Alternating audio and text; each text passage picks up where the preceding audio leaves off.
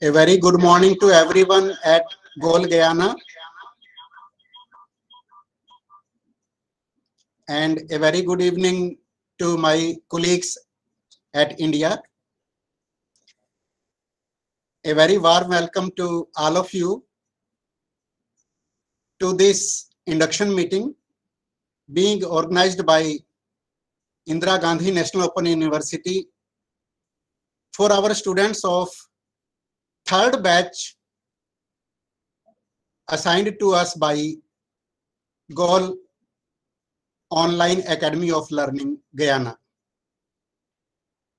Today we have covered mainly three programs: APDF, CFN and CTS program, and with us we have our respected Director RSD, Dr. UC Pandey sir. Sir, namaskar and I welcome you, sir. And with us we are having today Mrs. Swati Balgi Prabhu also.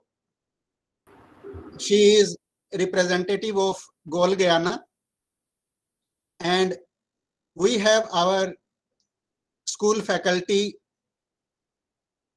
our program coordinators, and our academic counselors also to discuss about these programs with our students. And I also welcome Director COE also, Professor Subodh Kesharwani sir. Welcome you, sir. Welcome you. Thank you, sir. Namaskar. Thanks for joining us. Thank you, sir. Thank you. So, dear students, I also welcome Dr. Hema Pant from our Regional Services Division. Welcome, madam. So, dear students, as I was sharing it with you, this is our third batch, and we started providing academic counseling support services to GOAL Guyana learners in July 2021. In July 2021, we got more than 800 students in 25 programs, and then in January 2022 session, that is the beginning of this year, we got more than 170 students in MA Psychology program of IGNOU. And this is the third batch. And in this third batch, we have got 223 students in 14 programs. So this is a very proud moment for us, and we are very happy to be associated with GOAL Guyana, and it is a very wonderful experience for us, and we welcome you to our university. About Indira Gandhi National Open University, about its establishment and about its various achievements, our respected Director RSD sir will interact with you all, and you will be having lot many insights, lot many inputs, and you will be coming to know about the university which is named as Indira Gandhi National Open University. And in terms of the number of learners enrolled in our university, it is one of the largest mega universities of the world. So I very happily welcome you all, and my thanks goes to our authorities, our directors of divisions and schools, and our program coordinators who are school faculty in IGNOU headquarters, and our academic counselors also, who will be interacting with you throughout your academic journey. So now I request our Director RSD sir to kindly interact with our students. Please address our students, and sir kindly bless them and bless our team so that we may be able to achieve our academic targets as is required by our university, as well as is expected by our Goal Guyana learners. Dr. UC Pandey, sir. Welcome, sir. Thank you very much, Dr. Ashok Sharma ji. Officials from Guyana, my own colleagues from Indira Gandhi National Open University at New Delhi headquarters, and dear students. It's a very important occasion for us to meet the students when they start their new academic session. And in our system, in IGNOU, we always hold a meeting with them whenever they start their academic session, and we call it an induction meeting. Induction meeting means it is like a process of, or a kind of meeting when we formally induct you in the system, and we tell you about what is there in the system for you, how we function, what are the various kinds of services which we have for you, and things of that kind.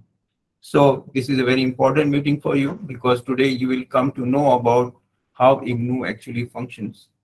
And then you will be able to meet your academic counselors also, because we have with us today important functionaries from our School of Studies who have actually planned these programs, who have developed the course material through which you will study, who have developed the audio-visual programs which we have developed for you, and all the other facilities which content which they have created. So this is a very important occasion, because this is a time when you can find out how you should study, because they are the people who have actually planned those programs. So before we invite our faculty to interact with you, I would like to tell you some brief about what IGNOU is all about. The first thing is that you must know is that Indira Gandhi National Open University is basically a university with a difference. Unlike the other universities which you might have seen, or where the face-to-face kind of system works, means the students go to the classrooms every day as per a schedule, and they interact with the teachers in a face-to-face classroom setting. That is the conventional kind of a setup where the conventional universities function. But that is not the way IGNOU functions. IGNOU works, initially it was established as a distance education university which developed distance education programs only. And therefore, its the organizational setup is different from the conventional universities. Its main headquarters is at New Delhi, that is the capital of India. And we have our main university headquarters where we have different divisions, different heads of divisions there.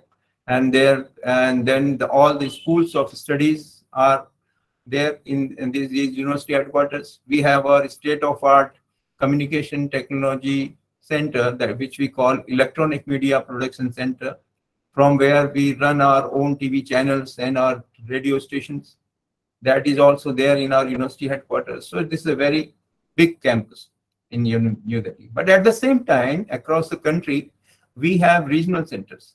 Around 57 regional centers we have across India, and then more than 2,000 study centers which are attached to these regional centers.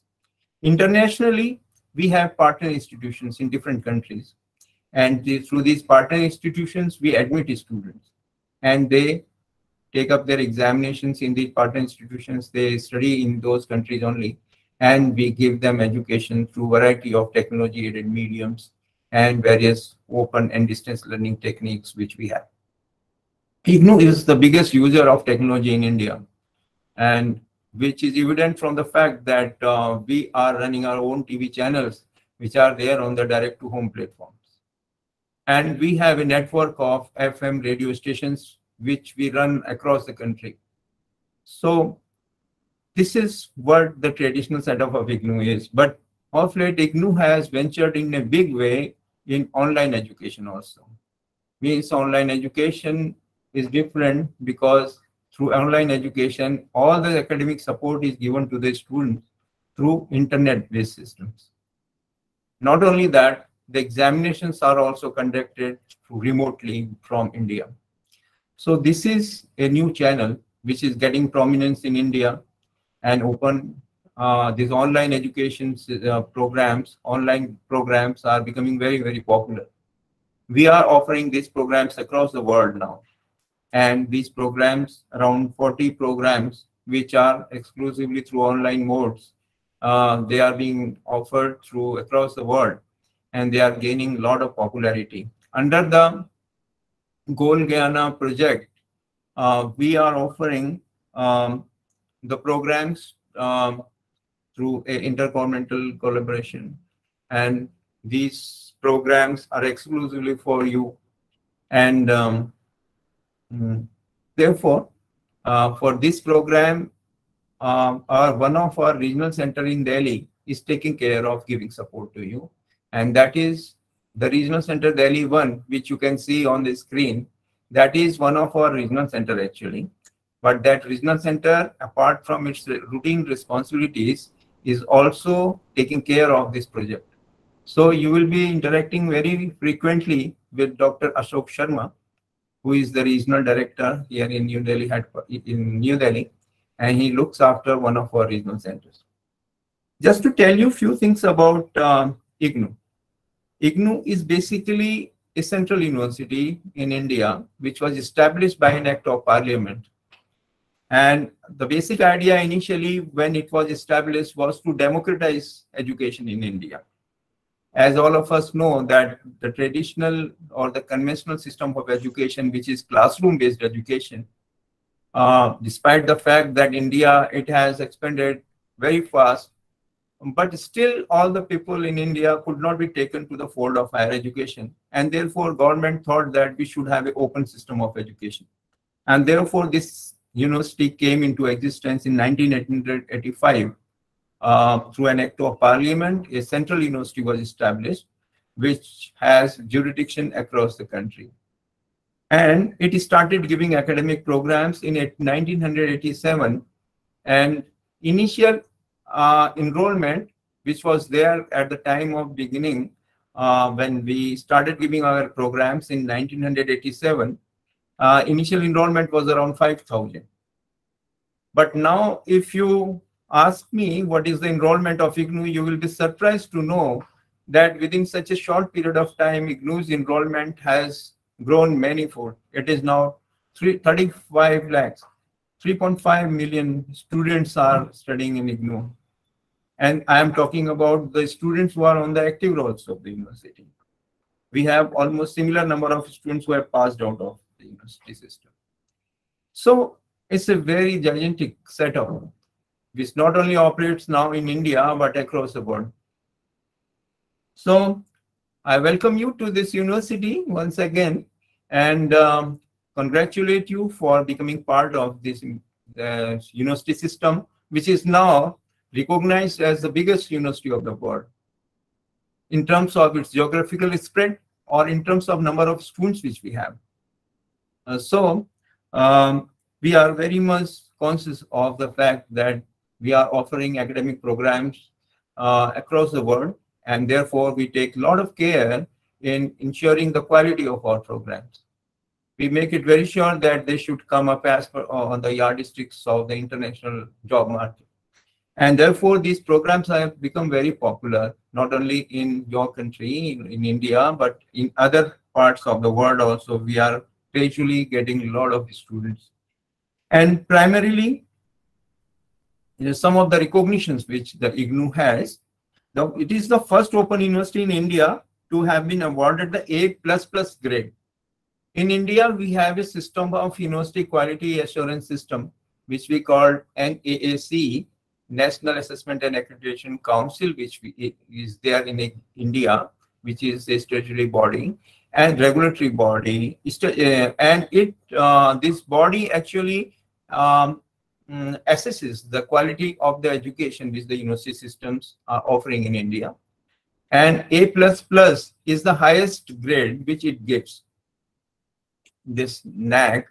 This body, this is offers the highest grade which it awards to any university in India is A++, and IGNOU is the first open university in India which has been awarded with A++ grade. So I am saying it just because to assure you that we are very much conscious of the fact that quality matters, and therefore quality standards are maintained in our system. Second is that it is the largest university of the world. This is what has been declared by UNESCO, and as I told you that in terms of number of students and the geographical spread, it is the biggest university of the world. It is also a center of excellence, and this award has been bestowed on IGNOU by Commonwealth of Learning, which is a Vancouver-based agency which oversees the implementation of distance education programs also. And this body has declared IGNOU as a center of excellence. And in 1993, it was declared a center of excellence. And that is called Center of Excellence in Distance Education. That was in 1993. But in 1999, again, it was given another award by Commonwealth of Learning, which is called Center of Excellence in Distance Education Materials. So whatever educational materials we have created, they are considered to be the best, one of the best in the world, and therefore Commonwealth of Learning declared it as the Center of Excellence for Best Educational Materials also. We are running a series of 24 hours educational TV channels. As I told you, that very few universities in the world can afford to have TV channels which are dedicated for their educational programs, and IGNOU is one of them. And this is, and IGNOU in fact has been partnering with Indian Space Research Organization for a very long period of time. We have been experimenting with video teleconferencing systems long back, and we have been also partnering with the Prasar Bharati and the Doordarshan, which is the national TV of India, since early 90s. So therefore, technology has been part of the culture of IGNOU.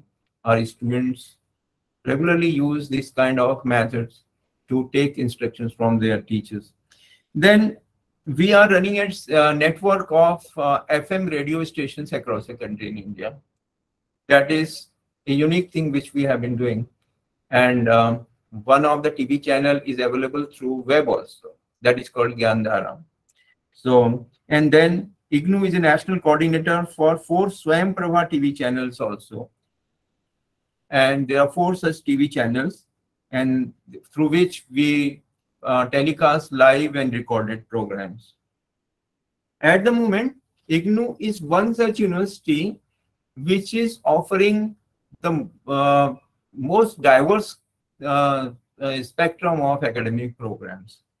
Let me tell you that we are offering 13 bachelor degree programs, 14 bachelor degree programs with honors degree, 54 master's degrees, 58 postgraduate programs, 25 diplomas, 15 postgraduate certificates, 7 certificates, and 3 appreciation level programs. So you can see the kind of diversity which is there in the offering of the programs. We have 21 schools of studies which are regularly engaged in developing academic programs of different kinds. And you can have that list of schools on our website. One thing which I want to make it very clear here, that IGNOU's website is a very comprehensive website. So please keep in touch with our website. On that website, you get a host of a range of services and more range of resources you will get there. For instance, you will get all the more than 25 years old question papers you will have there. You will have IGNOU-GOAL. That is an online knowledge repository which we have developed in India. And that is one very innovative initiative which IGNOU has done, for which IGNOU was awarded a prestigious Manthan Award also. And this IGNOU-GOAL carries the study material of all the academic programs of IGNOU for free download. It also carries all the audiovisual programs which we have for free download. It also gives links for our TV channels and all the other resources which we have. So wonderful knowledge repository which we have. And therefore, so keep a watch on them. And you will get access not only to your own program, but also for a range of other programs which we have. So, and that is for the educational materials which we offer on the public domain. We have, as far as the online programs are concerned, 39 different levels of programs for online, nationally and internationally we are offering. And under GOAL Guyana project, 31 different levels of programs are being offered. So this is what we have for you. And under the project through which you have taken admission, we have developed an exclusive learning management system, and through which all the you will be given access to all the learning materials which we have developed for you. You will be able to upload your assignments on that LMS and variety of other support which we give. So you should be able to get all the possible support from through LMS. Plus, at the same time, we will hold counseling sessions for you through these Google Meet links. And whenever we will hold a counseling session with you, we will record those sessions and we'll put it on your LMS for easy access. So these are some of the things which I wanted to tell you. And as far as there are different kinds of divisions and for different kinds of services. Let me quickly tell you that I am part of Regional Services Division, as Dr. Sharma said. This division actually takes care of the student support services which we provide to the students. We monitor those services, we take feedback from the students, and this is what we do in the Regional Services Division. And then Student Registration Division is a separate division at University Headquarters, and that division keeps records of the admissions, means your registration processes. Third is the Student Evaluation Division. This division actually takes care of your evaluation related matters. When you will appear for the examination, then you will deal with the Student Evaluation Division. Similarly, Electronic Media Production Center, which I said that is a division where we have state-of-art infrastructure for developing audiovisuals, for uplinking our live programs and things of that kind. Then we have a Student Service Center also, SSC we call it, at the University Headquarters, where all the student grievances are taken care. Similarly, we have Material Preparation and Distribution Division, where we print our educational material. Since you are online students, you don't have to deal with that division. But that is a division through which we print our educational material and we send it to our students who pursue the programs through open and distance learning systems. That is different because online systems are different in the sense because everything is given online to internet-based systems. So you are part of online systems. So thank you very much. I am very much thankful to Dr. Sharma for giving me this opportunity to talk to you. And it's a pleasure to interact with all of you. We will keep meeting in between whenever your academic program will be going on. In between, we will hold these kind of interactive programs with you. Thank you very much and wish you all the best. Thank you. Thank you so much, sir. Thanks for your kind words and your kind blessings. And dear students, as our director RSD sir has said, he will be frequently meeting you during your academic counseling sessions whenever he will be having time to interact with you. So we will be joining during your academic counseling sessions also. And as he has promised, we are always here to provide you every type of academic support services which you require from our university. And from the presentation of our director RSD sir, you must have just got a fair idea that now you are a part of the world's largest family.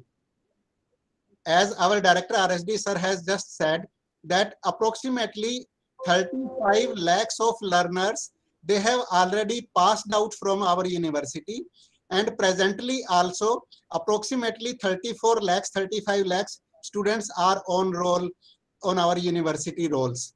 So we welcome you once again to this world's largest family of students and teachers. Most welcome, dear students, most welcome. And now I humbly invite Madam Swati Balgi Prabhu to please share her views and interact with our learners, which of course belong to GOAL Guyana itself. But I request Swati Balgi Madam also to kindly give her kind message to our students and our this new batch. Swati Madam, please. Thank you so much, Dr. Ashok sir. Good morning to all the scholars and good evening to all the IGNOU representatives in this meeting. First of all, I would like to say a big congratulations to all the students on this scholarship. My name is Swati Prabhu, Program Manager for GOAL. I am sure you guys are aware because you must have received some emails from me from the past 2-3 weeks now. Thank you to all the students who have joined this session today, because this session is going to be very important, as you would be knowing more about your program and also you would be meeting your academic counselors. I think academic counselor may be a new term for some of you, and I would like to say these are the counselors who would be taking your weekend sessions for all the programs. The sessions are going to be on Saturday and Sunday, and all those schedules would be sent in the later days. So I would request all the students to be more patient. I'm sure you guys have a lot of queries regarding the portal or maybe the modules, study material, classes, etc. So there is a separate query sessions in the later part of this. So you can raise your questions or you can put your questions on the chat box, and the university representatives or Dr. Ashok Sharma sir would be answering your questions. And we are recording this session, so the recordings will be sent to all the students. So wishing you guys all the very best on this academic journey. And just remember that GOAL and university will always be there to make you guys more comfortable in this journey. Thank you so much. Thank you, Swati Madam. Your presence is really indeed very important for all of us, whether these are GOAL Guyana students or whether it is my team here at India and at New Delhi. So thanks for your kind presence. And now I would like to begin the academic interaction with our school faculty. And we will start with Professor P. Vijay Kumar. And he is the program coordinator of our awareness program, APDF. And I humbly invite you, Professor Vijay Kumar sir, to kindly guide our students and give a brief overview of this program, so that the learners may come to know what are the expectations of the university from our learners, how are they going to proceed with this program, how you will be helping them while they are the learners of this awareness program. So I am inviting Dr. P. Vijay Kumar sir. Welcome sir, welcome. Thank you, Dr. Sharma, for providing me this opportunity. Good evening to all the officials and academic counselors from IGNOU's side, and good morning to all the GOAL officials and my dear learners. At the outset, I would like to thank all the learners who have enrolled for this awareness program in dairy farming program, and wish them all the best. I am Dr. Vijay Kumar, the program coordinator of this awareness program in dairy farming. Basically, this program is a non-credit program. So basically, this program is focused on providing scientific knowledge and skills to the those who would like to start a dairy farm or who are already involved in dairy farming activities. Because if you look at the dairy farming, we are dealing with the live animals. The scientific management is very, very vital. Otherwise, we cannot provide the necessary inputs to these animals in a required or proper way and get the maximum out of these animals. So scientific knowledge it's very, very vital. So as I've told earlier, it's a non-credit program, and the basic aim of this program is to create awareness among the target group regarding the scope and importance of dairy farming. In India, you might be aware that India is the largest milk producer in the world, and we contribute significantly to the global milk production also. Similarly, in Guyana also, I've gone through the internet, and there is a great scope of this dairy farming in your locality also. I think that you are getting most of these milk from the other nearby countries. So there is a large scope for you to involve in this dairy farming enterprise and produce milk of very good quality. So the main objective behind the development of this program is to impart the scientific knowledge and technical skills in dairy farm management activities, not only about the managing the animals, but also the entire dairy farm management itself, which includes the economic aspect, processing aspect, the feed and fodder production aspects, animal healthcare aspects, milk. There are a whole lot of activities which go into the dairy farm management. So this program will give an overview on about these major areas in the dairy farm management. And as I've told earlier, entrepreneurship, a lot of scope is there in this area, and this program also encourage you to take up this entrepreneurship in the particularly those who are who would like to get jobs. Instead of searching for jobs, you can become a job provider by setting up this dairy farm and providing jobs to many people. The major objective of this program is to impart knowledge in different areas of the dairy farm management, and also develop human resource, because dairy farm activities, again, an intense activity. We have to take care of these animals in a regular way. So if you are going for a medium or large scale farm, then you might require a skilled manpower for managing these animals, because there are a lot of inputs which go into the management of these dairy farms. So those persons who are working may be the owner of the farm, or the laborers who are working in those farms. They should have a thorough knowledge of this scientific package of practices. Then only the proper inputs can be provided to the animal, and we can get good production from the dairy animals. And we would like also to encourage the entrepreneurs for self-employment. The major target groups are basically the farmers. So this program is mainly focused on generating awareness amongst the farmers, or who would like to venture into the dairy farming business.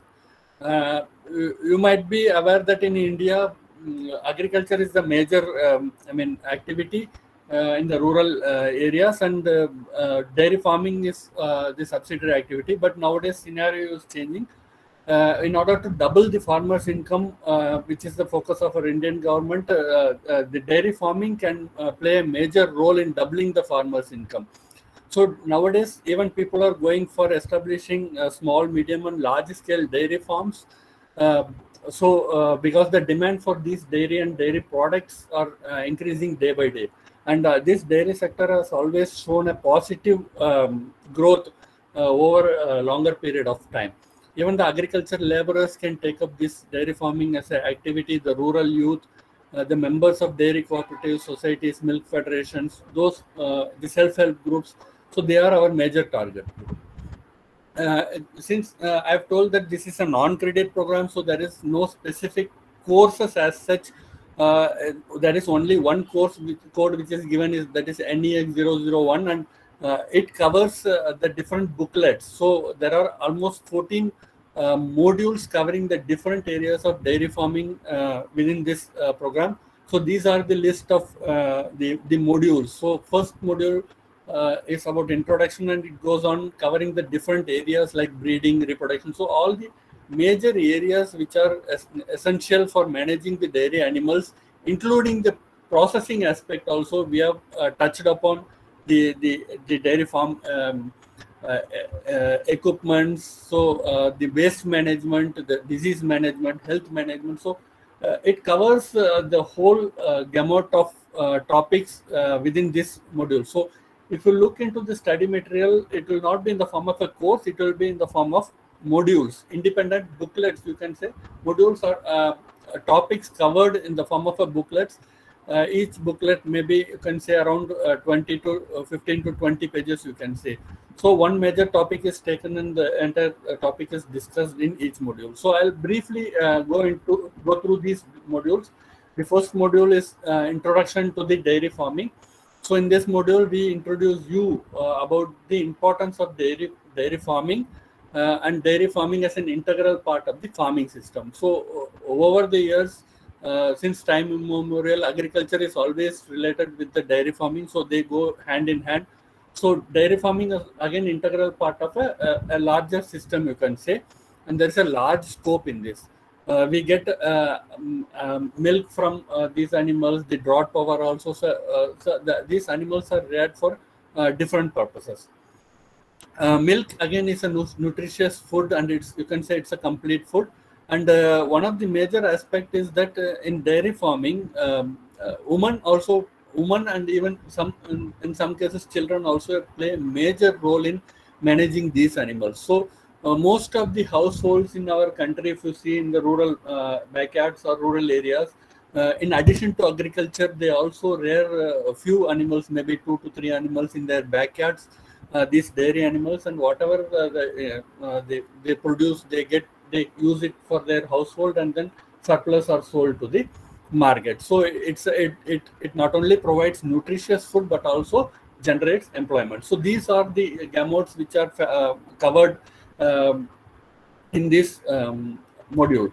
The second module is about breeding, because the quality of the animal is based on the breeding strategy you follow. So the animal, it is essential to select a very good quality animal which is having good productivity, which is free from diseases, and they are resistant to diseases.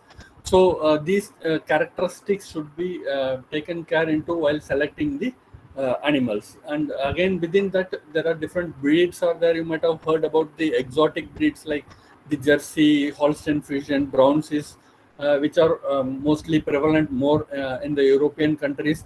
You might have also heard about many of the Indian breeds, which are very, very good, particularly as far as the disease resistance and the hardiness or adjusting to the local environment is concerned.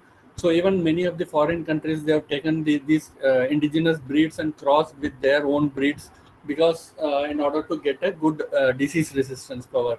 Indian breeds are like Red Sindhi, Sahiwal, Tharparkar. There are different Indian breeds are also there, and within that the dairy animals we can see there are cattle breeds, buffalo breeds, goat breeds. So these general breeds, their basic characteristics are covered, as well as the different breeding techniques are also covered: inbreeding, outbreeding, crossbreeding.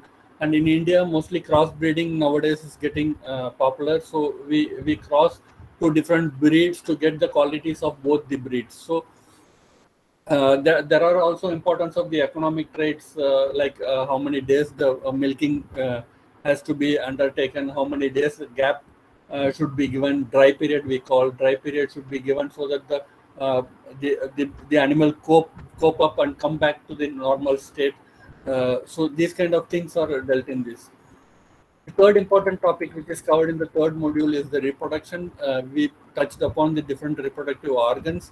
Heat detection, because heat detection is very, very important. If you want to get one calf a year program, that is, if you want to keep continuity of the milk production, then you have to have proper heat detection technique. When the animal comes in heat, then you have to identify the animal in proper heat, then take it to the veterinary dispensary to inseminate it in proper time. Then only the animal will get conceived and the pregnancy will take place, and then the calving will take place. So heat detection is very, very important. Again, natural surveys, artificial insemination, these are the two breeding techniques which are commonly prevalent throughout the world. and how to diagnose the pregnancy, and then the different diseases related to that, reproductive diseases also we have touched upon, so that you can easily identify these things and then manage them properly, so that your dairy farm run in a smooth way. Breeding calendar is also very, very vital. You have to prepare these breeding calendar so that you can manage these animals in a proper way and to get maximum productivity. Next comes the calving and the calf rearing, the management of the dairy stock before the calving as well as after the calving. Both the cow as well as the calf, proper management is very, very vital. Many a times, if you don't properly manage these calves, then it may lead to mortality also. So there are many incidents that if you don't properly manage, the infection sets in, and there are loss of this calf stock is also there. So properly colostrum should be fed immediate within half an hour from calving. The first milk which we get from the cow, we call it as colostrum. So this colostrum feeding should be there. Then separation of the calf and the cow is also very, very vital. So that we call it as weaning. And after weaning, how to take care of these calves, what type of feed you should give. Like initially we have to give milk, then we have to shift to the calf starter, then you move on to the proper feeding of these calves, their calf deworming, and then vaccination schedule. And again, you have to monitor the growth of the cow properly, because if you want to get a proper production in the later years, the growth is very, very important. So calf growth, monitoring this growth is also very important. The other management practices like dehorning, removing the horn to avoid injury to animals, other animals is also dealt here. The fifth module is about nutrition, which means lack of time. I will just quickly move on because other programs are also there. So the different types of conventional and non-conventional feed and fodder we provide to the animals, and we have touched upon the major, commonly used feed and fodder and their characteristics, their nutritional value. These are all dealt here. And again, some byproducts from agriculture also are used as a feed to the animals. So those are also dealt. Again, processing of feed, even the fodder, preservation of or conservation of fodder in the form of straw, silage. So these things are also dealt in detail, like the hay making, silage making, and feed additives. Even the ration formulation, because at different stages of the life of the animal, the requirement for the nutrients vary. Even within the pregnancy period also, the nutrition varies. So how to compute the ration and what are the thumb rules of nutrition, you can learn from this module. Next comes the milk production, the structure of the udder and how the milk flows down. What are the different milking methods? See, there are 3 types of milking method, but the full hand milking is the best milking method, as it mimics the suckling behavior of the calf. So full hand milking is always recommended. How to do the full hand milking also, the counselors will tell you in this module how to handling these equipments, because milk is a highly perishable commodity. So if you don't properly manage the animal as well as the utensils which you are using it for collecting the milk, the milk will get spoiled easily if you don't manage them in a proper way. So there are certain measures to produce clean milk. So those measures will be told to you in detail. And again, immediately after milking, within half an hour or 1 hour, you have to store them at 4 to 5 degrees centigrade in a cool, chill chamber, so that it can be kept for a longer period of time. Otherwise, if you keep it in a room temperature for more than 2 hours, then obviously the milk will get spoiled and you cannot use those milk. So there are certain scientific things which will be told to you.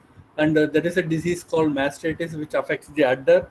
And if the mastitis affects, and if it's not detected or treated in a timely manner, then the milk production gets seized and the udder becomes fibrous. So mastitis is a very, very big threat as far as the dairy animals are concerned. So in this module, we'll tell you how to identify the mastitis at an early stage, before the signs, even the signs is shown by the animals, which we call it as a subclinical mastitis, and also the different signs of this infection of the udder, and how to treat it and how to manage this mastitis is very, very vital for the profitability of the enterprise. Once you collect the milk, it has to be tested for different characteristics. In India, the pricing of the milk is based on two major characteristics. That is, one is the solids, not fat. That is the nutrients other than fat, and the fat content. So based on these two parameters only, the milk pricing is been decided. So you have to have a thorough knowledge about milk and its constituents, the composition, and the different factors affecting it, the chemical properties of the milk, its pH, its other, its color, its the flavor, and other specific gravity, and the other basic things you should know. The testing of also, there are different tests, platform tests are there, laboratory tests are there. So those things you should be aware of. And sampling, how to take sample, how to transport the milk. So these things are dealt in this module. And also there are certain legal standards in India. We call it as Food Safety and Standards Act and its regulations. In your country, there might be some agency which is fixing these standards. And again, adulteration of milk is a very major problem throughout the world. So how to identify the adulterants, how to detect them, and these things are dealt in this unit. The different products also, we have given a gist of it, the procedure for developing these the milk products, because milk has to be either consumed immediately or it should be converted into a product. Otherwise, it will not be a profitable thing. Next comes the animal housing and shelter. There are different types of housing systems. The most common ones which we practice are the conventional barn system, where the animal is kept in a closed environment in the house. The other system is we provide a loose housing system also, where the animals can express themselves. They are let out free in the morning, and only during the night or in the cooler or rainy season they are kept in a shaded area to protect from the harsh environment. So within the housing system also, there are different systems are there, like the tail-to-tail system is there, head-to-head system is there. There are specific requirements for areas. How much area you should provide to the animal, the length, the width, and those, and the pathway. There are different standards are there. So those things will be taught to you. And again, within the group of animals also, for calves, the area might be different. Their shelter characteristic might be different, because, for example, calves, they have to be reared with the floor protected with some bedding material. Similarly, for the pregnant animals in the advanced stage. So such kind of a basic housing, management practices will be taught to you.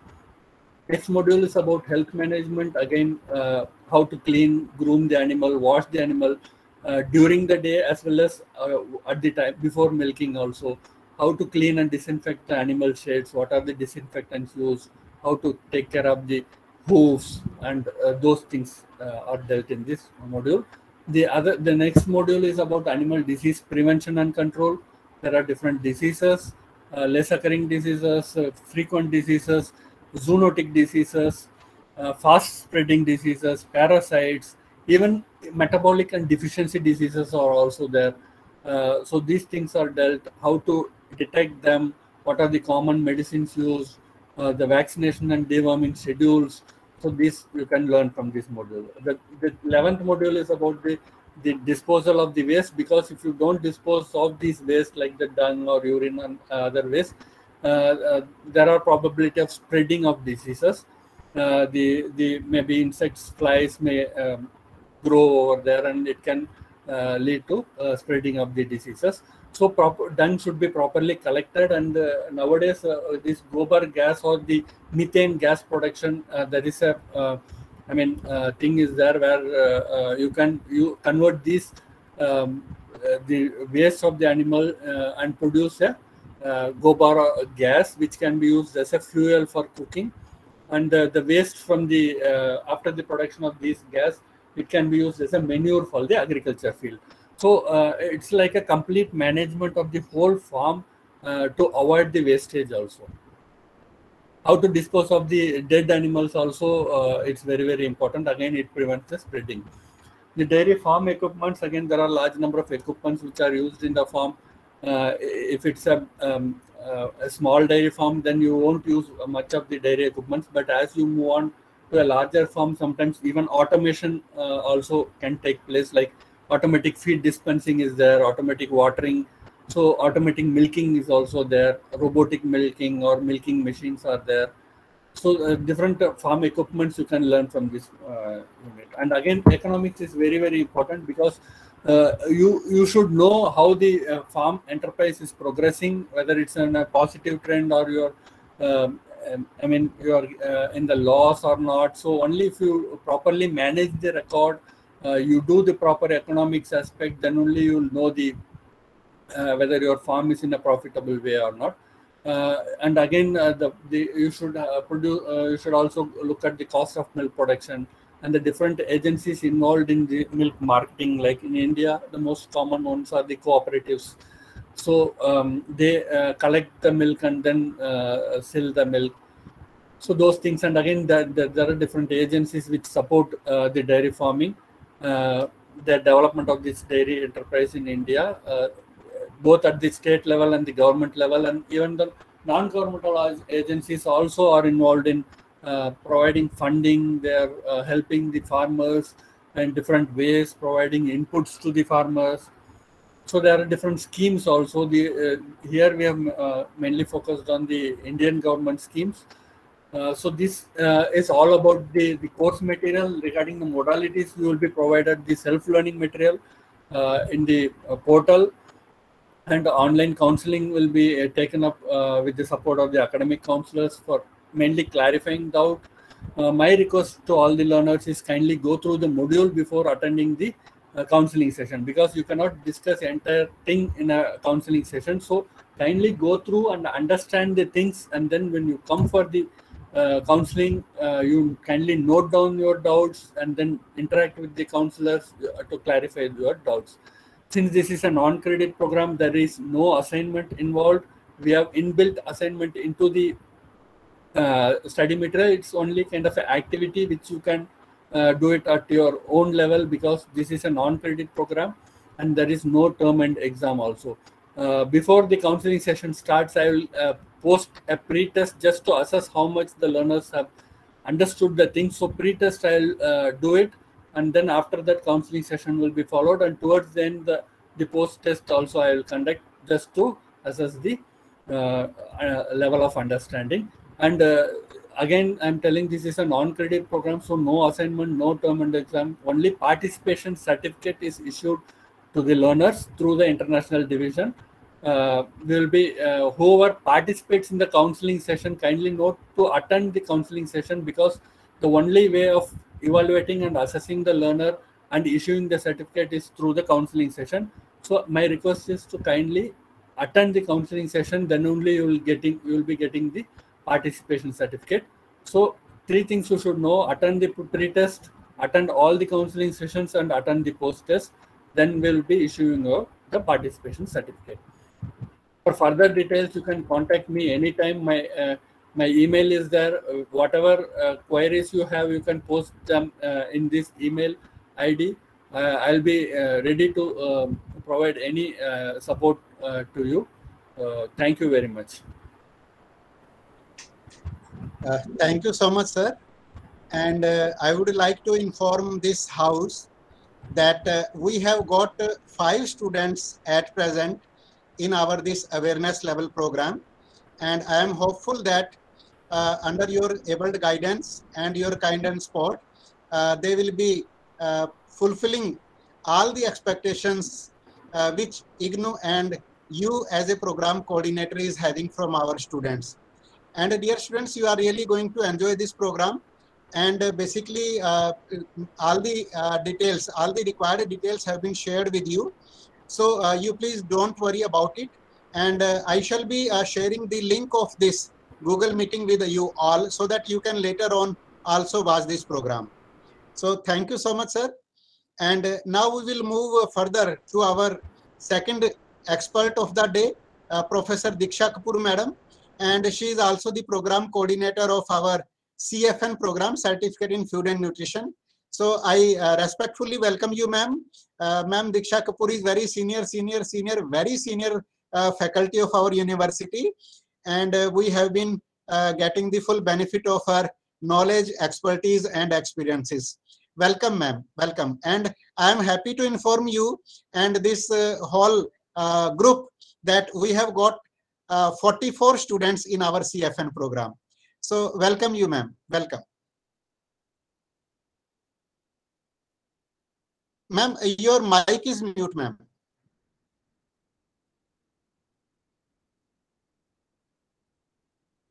Yeah. Yes, ma'am. Can you hear me? Yes. Okay. A very thank you, Dr. Sharma, for your kind words. And a very warm good morning to all our students from Guyana. It is indeed heartening to see that today, there are these 3 programs for which Dr. Sharma is conducting the induction. And out of it, I think 44 students maximum out of a total of, I think 53 students. I mean, majority are for certificate program in food and nutrition. So a very warm welcome to all our learners. I'm sure all of you can see the presentation. Can you see the presentation which I've uploaded? Yes, ma'am. Yes, ma'am. It is visible. It is there.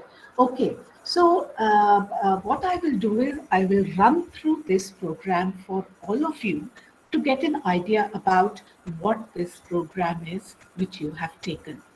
This program is offered by the Discipline of Nutritional Sciences, School of Continuing Education, and I am Professor Diksha Kapoor, your program coordinator. As Dr. Sharma has already informed, this program has been one of the very initial programs launched by the university way back in 1989. And since then, we have updated, revised this program many a times to keep it updated. And it is one of the most popular programs even in India, where more than 5,000 students each year take up this program, and they are benefiting from this program. This program is called the Certificate Program in Food and Nutrition, and the code is CFN. The duration, like all certificate programs at IGNOU, it is a 6-month program, but since we provide flexibility, you can take maximum 2 years to complete this program, and the details can be got to know a bit later. Moving further, what is the focus of this program? See, since it is a basic awareness level program, we designed this program so as to make it available for the large population who is interested in knowing about nutrition. What is nutrition? Why you need to eat the right kind of food? Many such aspects are taken care of in this. And like I said, it is a basic awareness level program. So there was no basic qualification kept as such. But if you are 18 years of age and you have good reading, writing skills, this program is open to anybody with the basic objective to acquaint learners to the importance of food in ensuring a healthy living, not only for in the individual per se, but how you can ensure good health for your family, for your community. This program has this as a major focus. So you will learn about what is food, what are the nutrients present in food which are so important, essential for healthy living. What are the functions of these nutrients? What are the food sources? What is the need of these nutrients by the human body? Therefore, the recommended dietary intakes have been touched upon in this course, and also how to meet these requirements through the life cycle. We know that life starts from a single cell. So starting from pregnancy, moving on to infancy, preschool, and further, adolescent age, adult, elderly, what are your nutrient requirements and how do you meet them? This is the focus of this program. Then you will also get to know what are the consequences of taking the wrong kind of food, or if you eat less or if you eat more, what would happen. So it will take you through the whole range of normal nutrition, undernutrition, overnutrition, and then how to make the best possible choices. Today the world is full of variety of foods. I need to know, I need to have an understanding of what food is good, what is their properties, how do you select the right kind of food to meet your nutritional needs, not only your nutritional needs, but also keeping your economics in mind, keeping the requirements in mind. And the other focus is on quality control, the food safety, food quality control, consumer rights. These are some of the issues which make this program very unique. And with this objective, who all can take this program and how this program can help the individual, what are the job opportunities. We have noticed over the years that all functionaries who are working in the area of nutrition and child development, each country has their own nutrition and child development programs which are run by the government, and they are always looking for individuals from a nutrition background who can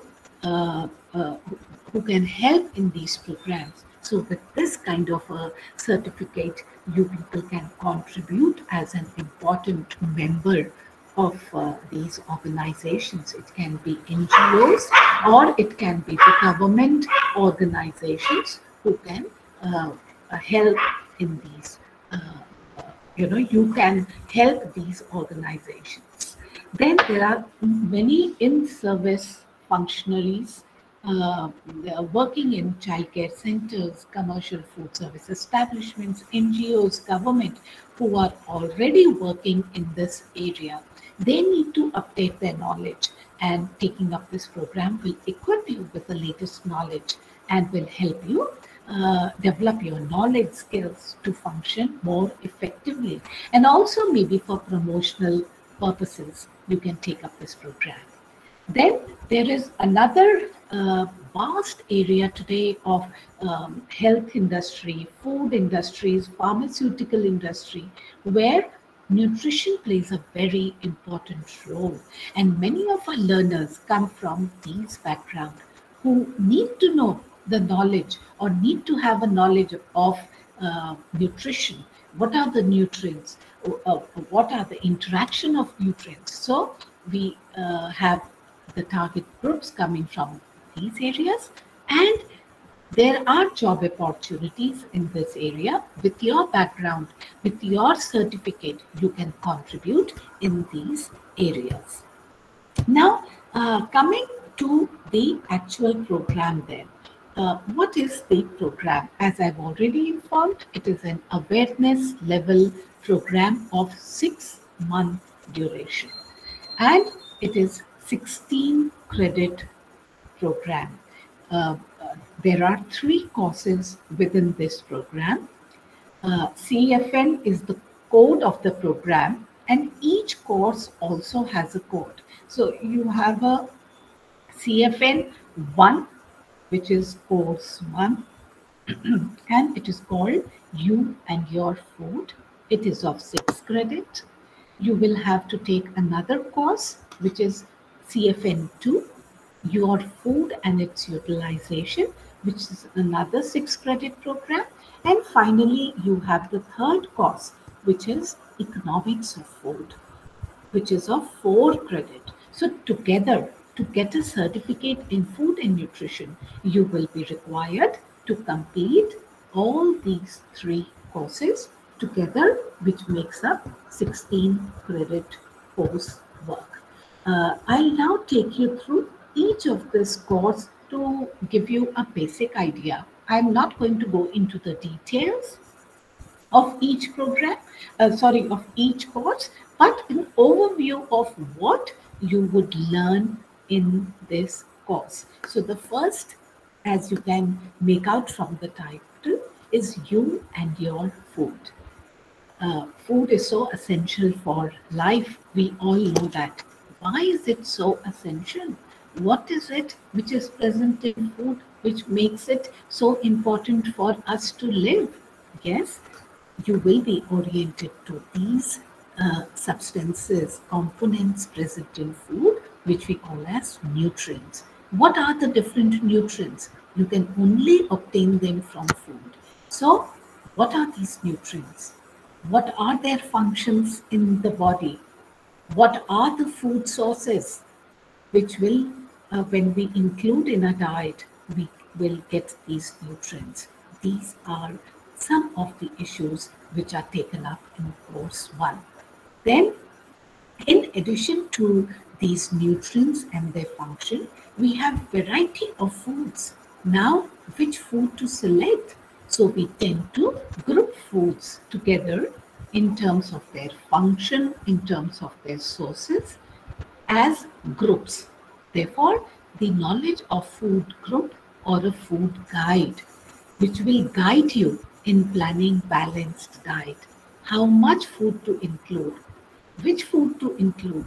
Knowing about the food guide or the food group will help you understand the nutrient composition, the functionality. So this is another focus of this course. And then with this basic understanding, we will move on to food preparation, selection of food, and preservation methods. Like I said, there are wide variety of foods available. Each country has their own staple, have their own food items. Which one to select? There are very handy guidelines provided to you to select the right kind of food for the right kind of dishes, right kind of meat. The needs can be different.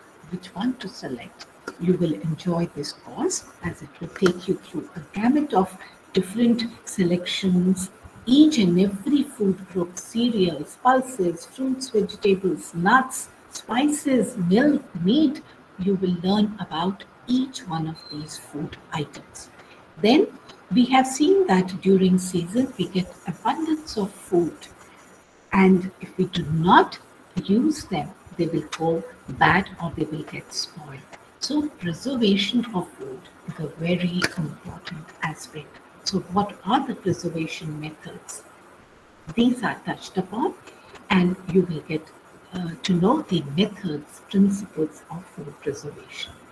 And lastly, today with globalization, industrialization, people have moved far away from home, or even at home they may be living at a different place.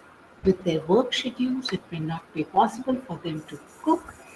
In this context, convenience food have come in a big way. Today there is a whole market of convenience foods.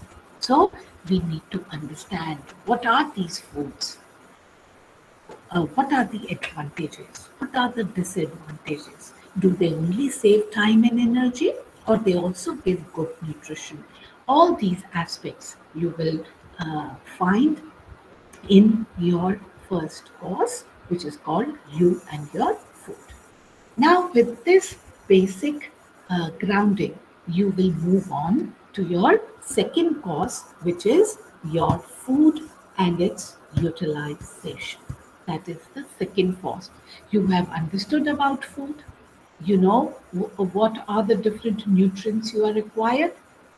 Now the time comes when you must understand what happens to this food when we eat. We eat bread, we eat, like in India, chapatis or rotis, we eat pulses, we eat meat. But what happens to this item when it is eaten in the body? How are the nutrients being provided by these foods? What happens to these nutrients? How are they digested? In fact, how is the food digested? Once it is digested, how are the nutrients released? How are they absorbed by the body?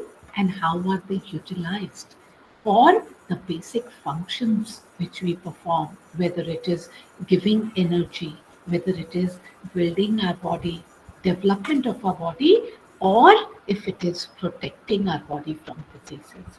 You will learn about this entire process, the metabolic processes. Then you would move on to learn about the nutrient needs of our body. We've talked about that we need nutrients, but what are the recommended dietary allowances? Each individual, as I said, starting from infancy, moving on to preschool, school age, adolescent, adulthood, and in adulthood, you have physiological conditions like pregnancy, lactation, when the requirements differ. What are the requirements through the life cycle? You will get oriented to all these aspects in this course, and you will then be able to understand the concept of how you can plan a good diet for these different age groups. And then you will also get an idea about the concept of normal nutrition. That is, eating a balanced diet will lead to good health. But if we do not include the right kind of food in the diet, this can result in malnutrition. Malnutrition is just not the lack of a particular nutrient, but eating excess nutrient than what is required by the body is also malnutrition. So you will learn about undernutrition and overnutrition. And then the nutrient needs I've already touched upon in different physiological conditions like pregnancy, lactation. As an elderly, your requirements may differ. You will touch upon these aspects and also about the importance of developing good food habits. So the second course is very comprehensive and builds on course 1. So you should very carefully go through course 1, and you will find course 2 a little requiring more attention, more care, because here you will actually be practicing or applying whatever knowledge you have learned in course 1 to be able to move ahead in this course. Okay? And finally, you have the CFN 3 course, which is economics of food.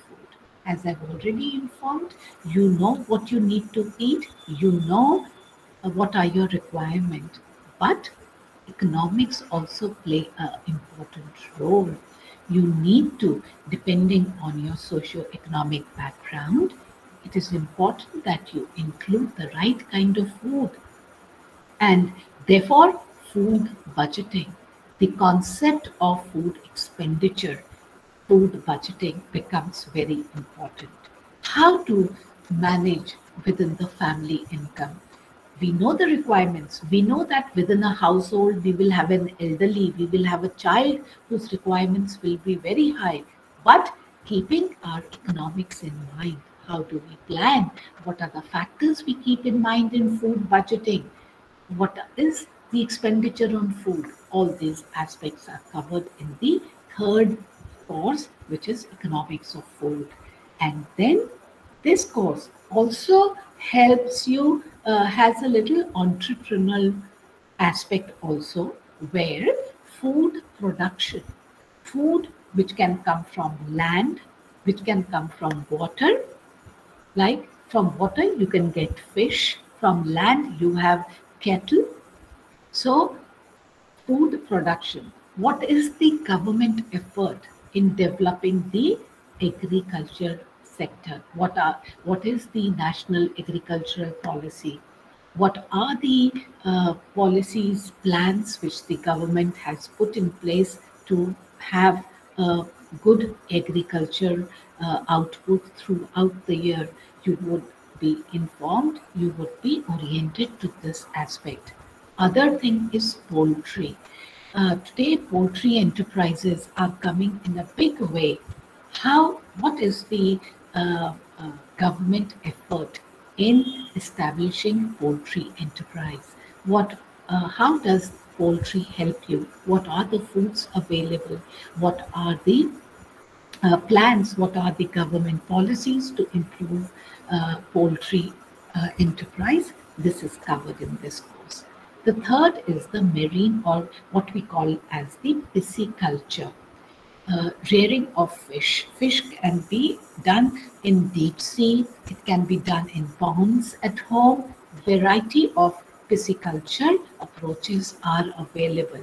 So in this program, you would learn about the pisciculture programs, the government efforts in developing this area, so that you at your level can learn about this and start your own enterprise. And the last is on dairy enterprise.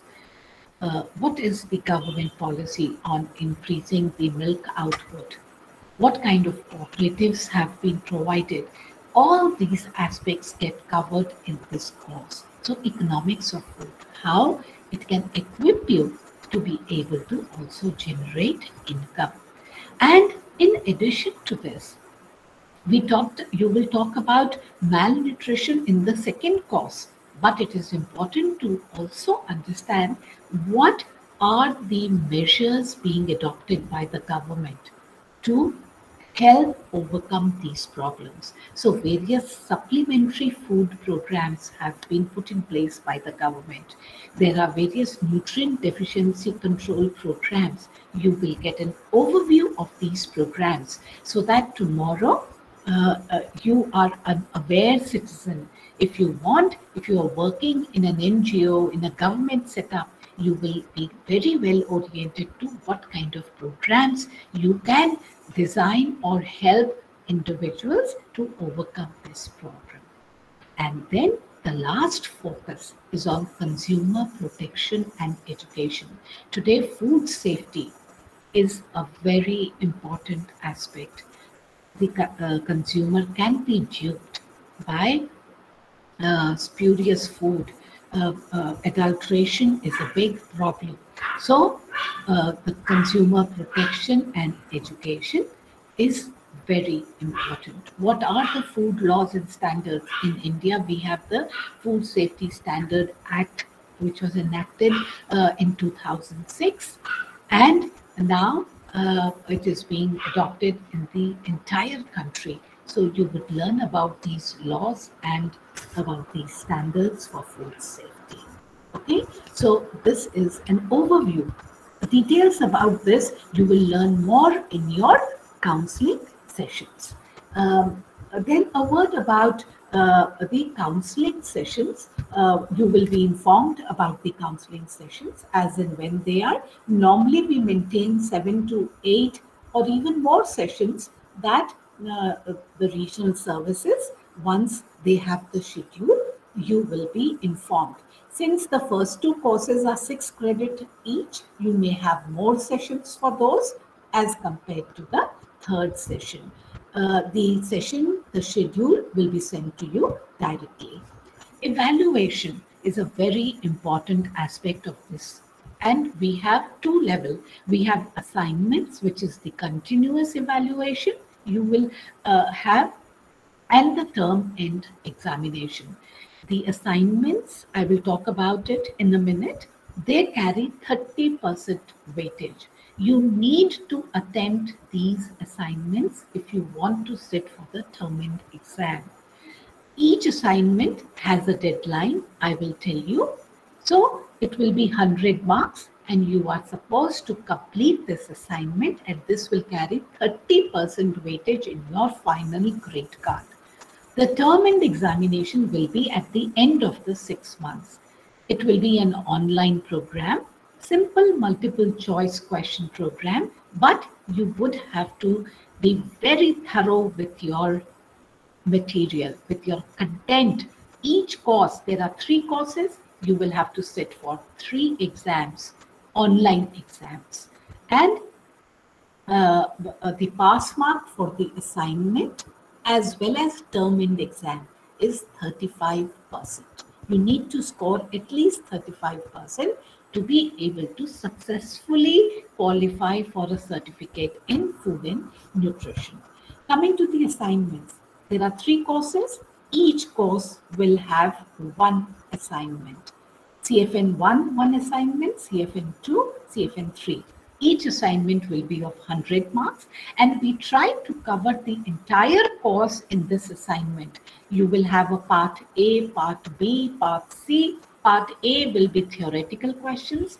Part B will be linked with practical aspects of that course, and part C will be objective type. You can download the assignments from the student zone on IGNOU website. However, as part of your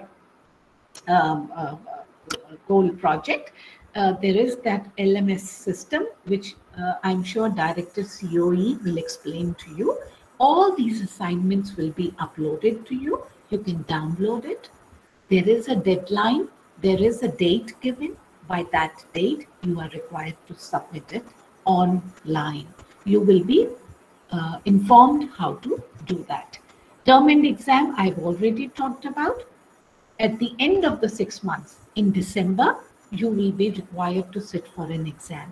However, if you cannot sit then, you can get another chance after 6 months to appear for the exam. But you need to inform, there will be an examination fee. I am sure you will be informed about this, and you are required to fill up the examination form. You will be guided accordingly. Now, 1 or 2, I'll take minutes. There are many activities in the course material. There are self-help questions and case studies. When you are studying through distance in an online program, it is important you do these self-help exercises so that they can guide you. They are reflective exercises to check that whether you are going on the right track. Answer these questions. You will have the answers given at the end of the blocks, which you can tally your answer with those to make sure you are understanding the thing. Self-help questions, I have already told you, which are provided at the end of the unit. Activities are there. These activities, again, are very practical activities which you can sit at home and do them. You are very much encouraged to read the material very attentively. You will be going through the counseling sessions, but as already informed, it will always be better to read the material before you come for the counseling sessions. Then you can interact. Make these sessions more interactive rather than a classroom kind of a situation. If you read and come, you can interact with your counselors more effectively. Remember, when you are studying at a distance, it is very important to have a timetable. Your schedules will be given to you, but you need to plan a timetable for yourself and work accordingly. Manage your time. Set aside reasonable amount of time. Be organized. Otherwise, you will not be able to give enough time in your busy schedule to these programs. Find a good place to study. Ask for help if you need it. The counselors will be there. The regional services will be there. Any help, I am there. If you need any help, please feel. Go ahead, interact with your peer groups. You have a class of 44 now. Interact with each other. Try to find out what they are understanding, what they are doing. This will give you a feeling of oneness and a very happy place to be in. So seeking help when learners need it is the key to success. So I end here. If you have any queries, I am leaving my address and my email to all my learners, please feel free to contact me anytime. My email is diksha.kapoor@ignou.ac.in. I will be happy to assist you. With this, I finish my session. And if there are any queries, I can take them later. So thank you once again, Dr. Sharma. Thank you, the Guyana team, and the students to be so patient in listening to this lecture. Thank you very much.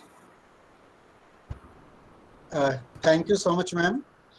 It was a very wonderful and well-prepared presentation with full details and complete elaboration of different types of courses and the system through which this CFN program will be controlled and governed by the school.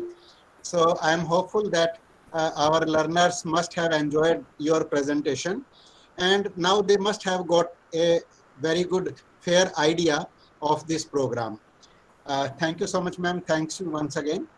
And now I request our professor, Dr. Pramita ma'am, to kindly guide our learners about the CTS program. Ma'am Pramita is the director of our School of Tourism and Hospitality Service Management also, as well as she is the program coordinator of CTS program as well. So I welcome you, ma'am, and I am thankful to you for kindly sparing your valuable time for this team. Thank you, madam. Thank you so much, and you are once again most welcome, ma'am.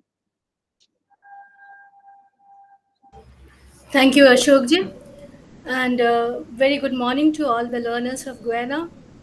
My greetings to all the support staff and all the members of the Guyana team, as well as a very good evening to all the Indian partners and all my colleagues and friends who have joined us for this session of induction. I have been listening to all, both the faculty members who have given the presentation. They have more or less given us the idea of how the IGNOU system works. But I believe we have 8 students who are from CTS program, right, Ashokji? Yes, ma'am. So yes, ma'am. Yes, ma'am. We have eight students. Yes, ma'am. yes. So for the CTS program students, let me just share a small presentation. Yes, please.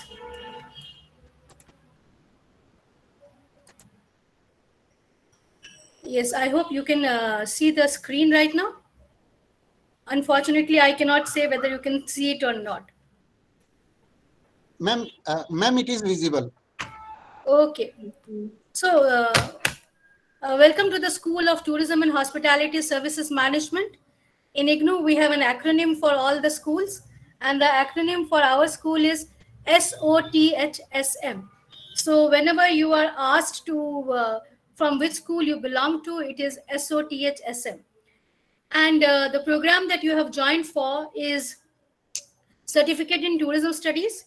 Usually, this is what we visualize when we start the course in tourism. We believe this is where we are going for, but that is not how it works. When we join the tourism program, it is to ensure that our people who are coming for this kind of experience, just a moment, please. Yes, who are coming for a tourism experience, we are able to provide that kind of experience to them. When we speak about tourism, it is a concept and it is also an industry. When we say that it is a concept as in a travel from one place to another place, origin to destination. So it is a concept. When we say it is an industry, because we have so many other sectors which work together to bring together the whole system of tourism. So we have this whole... One second, please. I'm having some issues with my this thing. So we have this whole system of industry of tourism that works together to make this system work. And you have few examples of what all comprises of tourism, like cruises, aviation, tour guides, all of that.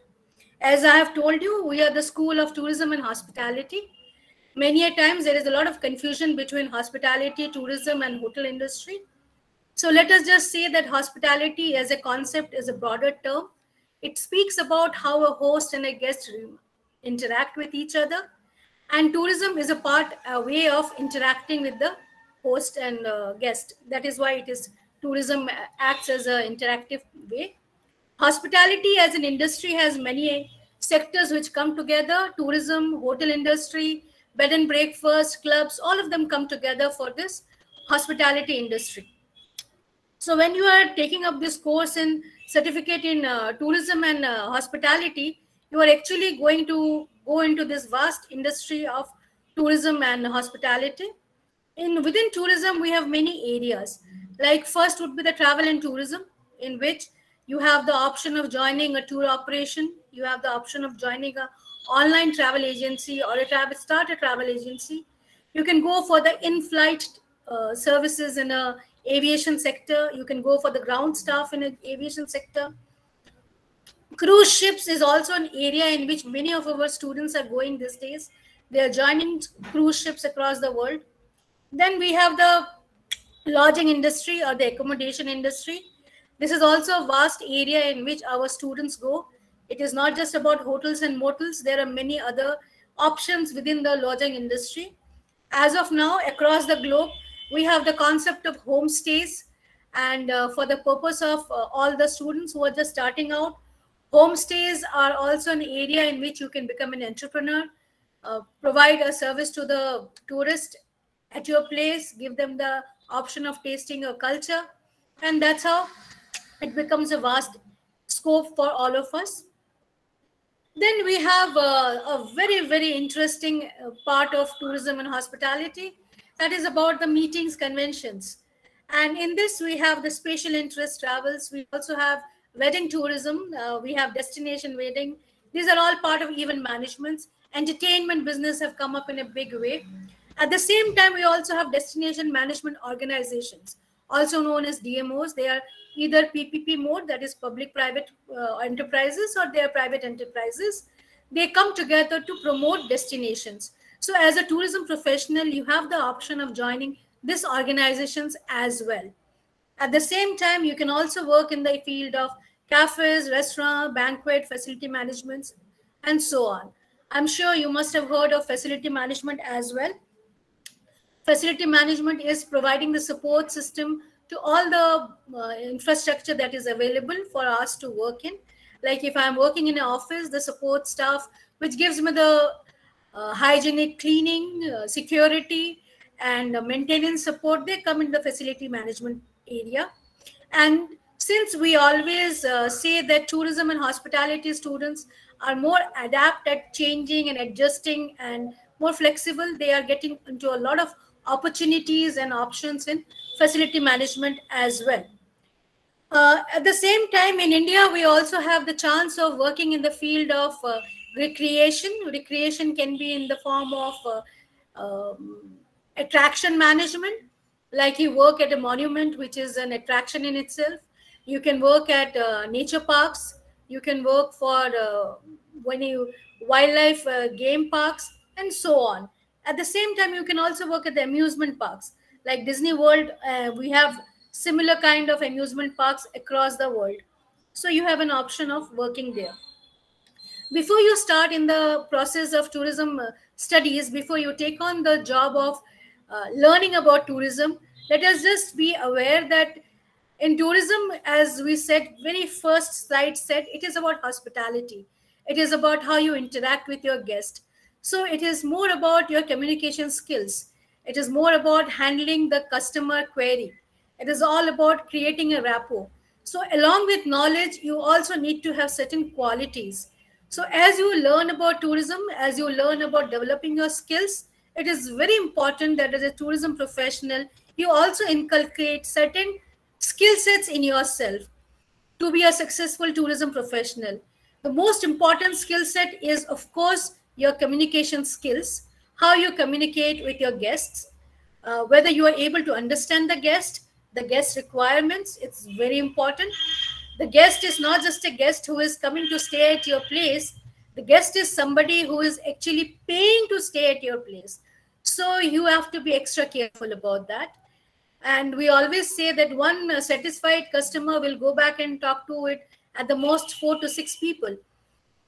But an unsatisfied customer is going to spread the information across the whole friend circles, 11 to 21, depending upon which books you're reading.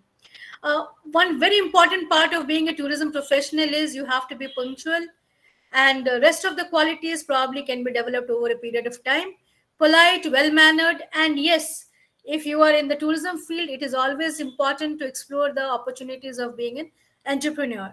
So when you are learning tourism and learning about tourism, see whether you can develop this personal skill sets. They will only help you to do better in your career. Now, coming to this certificate program of IGNOU. IGNOU has developed a range of tourism-related programs. Certificate is only the first step in this range of programs that we offer. So this is basically more to do with, giving you a taste of the things that are to come. We give you an introduction to tourism. We let you know what tourism is all about. The third area here is just to give you basic knowledge and basic skill sets, not more than that. As I said, it is just about testing the waters. If somebody is interested in the field of tourism, they should probably check out with this course whether or not this area and this program is suitable for them. What are the eligibility criteria? We in India have 10+2 or its equivalent. It's a minimum duration of 6 months, maximum of 2 years. We do not have a minimum or a maximum age bar, and for you it is available in English. The program structure, what are the courses that you are going to study? We in IGNOU have a credit system for each course that you are going to study. In this, we have 2 courses that are offered to you. They are 8 credit each. Since they are credited programs, we are going to evaluate you as well after these courses have been taken by you. So it is 8 credits each. So it is a 16 credit program that you will be doing. The first one is Foundation Course in Tourism. The Foundation Course in Tourism is about introducing you to the whole concept of tourism. What are the regulations there, how you do the writing in tourism. At this point of time, globally, we have a whole concept of social media influencers. We have the concept of vlogs and blogs. So we teach you about writing in tourism as well. One of the very important part of tourism is learning how to read the map. You have to understand how maps are very, very important for travel, both for your own self as well as to give instructions to your clients. So we teach you a little bit about map.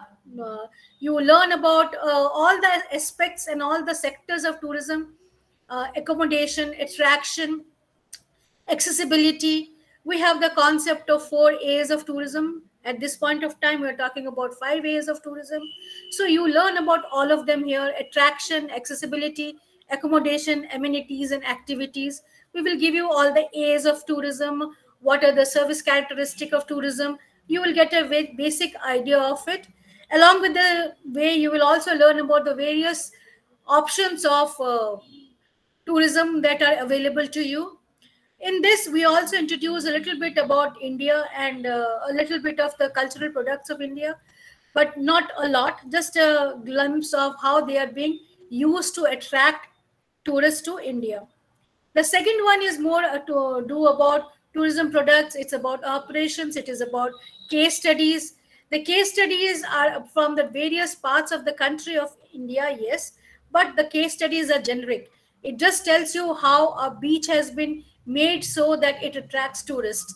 What are the infrastructure that are available there that it promotes the beach tourism. At the same time, we also talk about how the festivals or how ethnic tourism or how craft and folk arts can be used and promoted as a tourism product.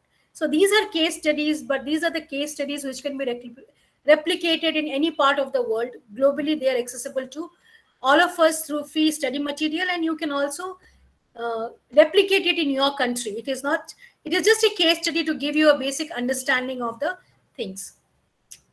So this also, yes, very interestingly, this also talks about the various organizations that are in the field of tourism, and it also talks about the concept of heritage tourism, highway tourism, and others. So you have a basic idea of the different types of tourism that can be operated and that can be offered across the country, your country or mine. Then we have the evaluation. As Madam was talking to you, the students prior to me, evaluation is based on two aspects. One is the continuous evaluation, that is the assignment that you do, and the other one is the term and examination. The weightage here is 30% is given to the continuous evaluation that is done through assignments, and 70% weightage to the term and examination. You will be given the tutor mark assignments most of the time. We upload them on the websites, but in your case, they will be given to you on the LMS as well, as that with the deadline of submission the assignments. You can contact your academic counselors if you have any query related to the assignments or how to do your assignments. We always prefer that the questions that are given in the assignments are written down by you and not printed or typed, since it gives you a habit of writing. The term and examination is taken in a subjective manner, and due to this, we would prefer that you keep on the habit of writing. That's why the assignments are always submitted in written format. The term and examinations we conduct twice in the country, in IGNOU. It is in India, we conduct it in the month of June and December. The same academic session is also followed for you. Your center, your study center will inform you about the date of examination and the date of filling up the examination form and the fees for that. And accordingly, you will have to fill up the form, and the term and examination will be conducted, in which you will be filling up, writing the examination. At the end of it, you will be given the compilation of the grade card, which will mention both your continued assessment as well as your term and examination marks. These are a few options that will be available to you. And if you think that as soon as you do the CTS program, you will be doing and going into the travel agency and tour operator and preparing tour packages and all,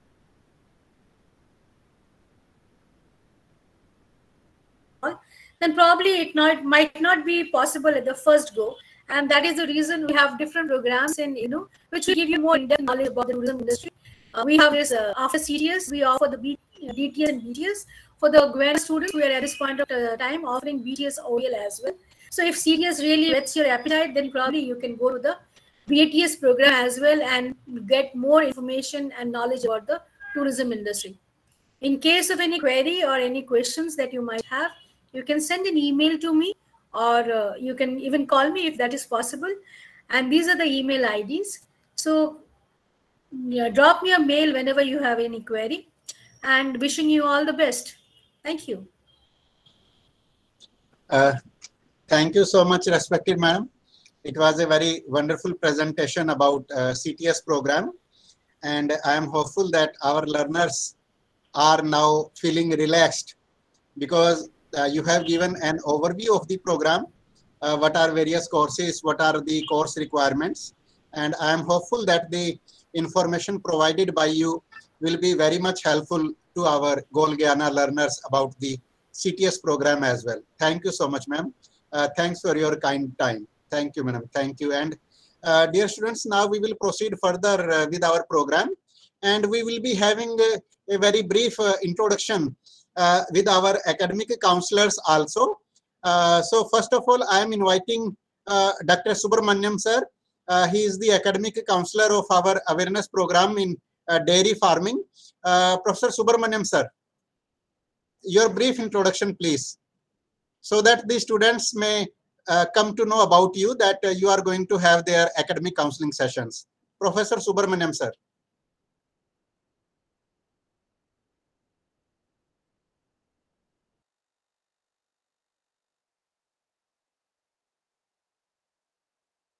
Professor Subramaniam sir, kindly unmute yourself, sir.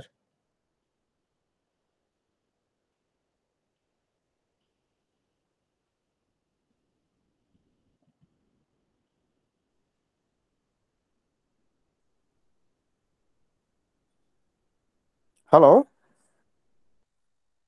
Yes, sir, you are audible, sir.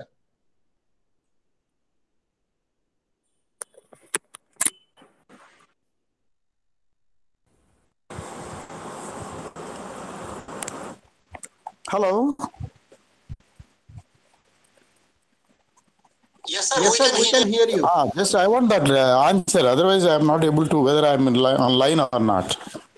Okay. I welcome all the Guyana students coming for the course for the APDF awareness program on dairy sciences. It's very valuable nowadays in the world. Milk is very essential product because they are all of us are very aware of this project everywhere in the world. The milk production is increasing day by day. So this way, this is going to create a self-employment also. So for that, there are some stringent activities which has to be followed. Unless they follow the regular classes, they cannot do successfully this program. That's what I feel it. But at the same time, I request all my students who have early joined, they should attend the classes regularly so they can gain knowledge well in this subject and then start their own entrepreneurship and then grow well economically. That is my suggestion. Rather, I don't want to talk much now today because all people have been talked a long time and much time is taken and then well explained by the IGNOU University, which is one of the best universities in the world, as said by Ashok Kumar sir. And I wish you all the best. And my address is open always. At any time, they can call me and then clarify the doubts at any time. They are, my email address also is given there. They are at liberty to talk to me at any time. Last sessions also, they have called me several times. I've cleared their doubts. At the same moment, I would invite these all people also to call me at any time. They are welcome and then clear the doubts, and they should do successfully. That is my intention. Thank you. Thank you for giving this opportunity. Thank you, sir. I think yes, thanks, sir. Thanks. You heard the narration? Yes, sir. Yes, sir. You were audible. Okay. Yes. Thank you. Thank you for giving the opportunity. Thank you, sir. Now I would like to invite Ruchi Arora ma'am. She is our academic counselor of CFN program.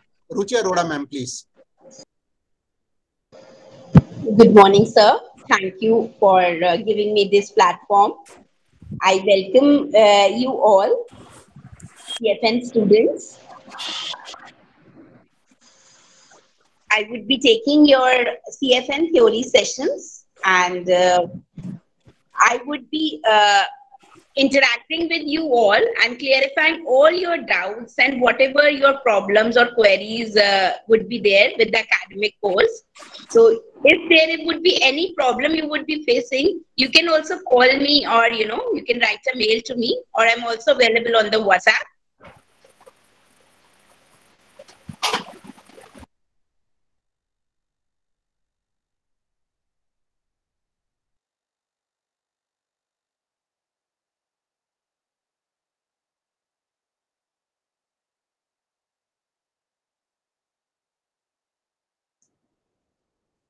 I think that there is some network issue at her end. So, dear students, let me kindly invite now Dr. Manjeet Tokas, madam. She is our academic counselor of CTS program. Manjeet Tokas, madam, please. Am I audible? Sorry, I think yes, my connection was lost somehow. Yes, ma'am. Yeah, thank you so much. So again, I would be there to address all the queries that you all students must be having. So if you have any personal things related to the academic thing, you can also call me and mail me. Once again, all the best, and I welcome you all for the academic theory sessions of CFN. Thank you so much. Thanks, ma'am. Thank you so much. And now I would like to invite Manjeet Tokas, madam, please. She is our academic counselor of Certificate in Tourism Studies, CTS program. Manjeet, ma'am.